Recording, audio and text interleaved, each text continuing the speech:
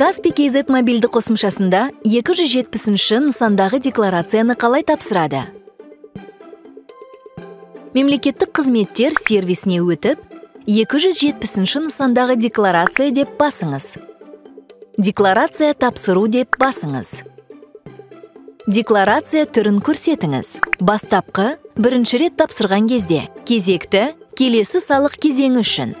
Қосымша, алдыңғы тапсырылған декларацияға өзгерістер немесе толықтырулар енгізу керек болғанда. Хабарлама бойынша қосымша декларация. Егер салық органы қатені анықтап, өзгерістер мен толықтырулар енгізу қажет болса. Есептілік тапсыратын кезеңді таңдаңыз. Сондай-ақ тұрғылықты жеріңізге қарасты салық органын қосыңыз.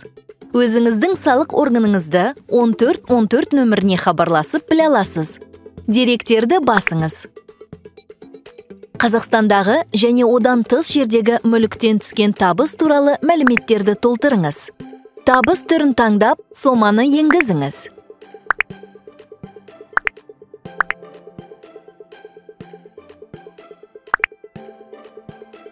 Ары қарай, егер болса, мыналарды көрсетіңіз. Сіз ол үшін салық төлемеген Қазақстандағы және одан тыс жердегі басқа табыс. Мысалы, егер үй қызметкері ретінде жалданған болсаңыз, күтуші, репетитор және тағы басқа.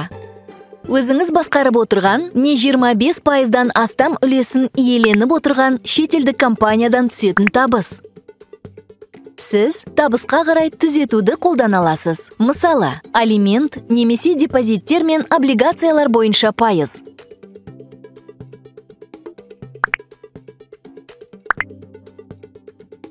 Және екі түрлі салық шегерімін қолдана аласыз. Стандартты, өзге.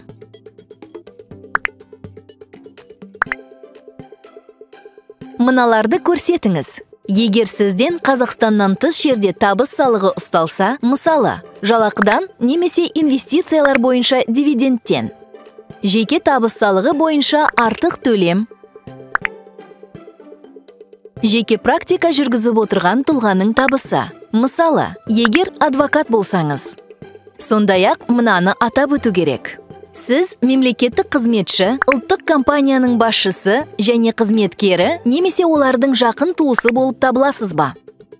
Егер сіз Қазақстандағы және одан тыс жердегі мүліктің иесі болсаңыз, сондай-ақ оны сатқан немесе берген болсаңыз, егер сізде Қазақстаннан тыс жердегі банктерде 1000 АЕК-тен астам ақша болса, жеке тұлғалар немесе компаниялар алдындағы қарыз.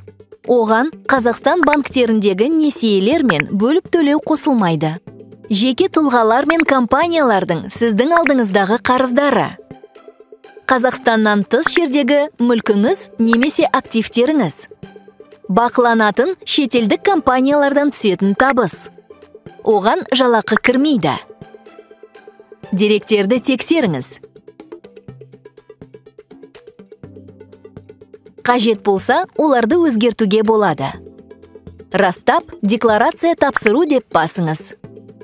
Құжаттарға Каспий электрондық цифрлы қолтаңба арқылы онлайн қол қойыңыз. Табыс пен мүлік туралы 270-ші нысандағы декларация тапсырылды. Каспий KZ қосымшасында 1 сағатта мемлекеттік органдардан есептің қабылданғанын растаған немесе себебін және одан ары ұсыныстар көрсетіп бас тартқан хабарлама келеді. Осылайша Каспий KZ мобильді қосымшасында 270-ші нысандағы декларацияны оңай әрі тез тапсыруға болады.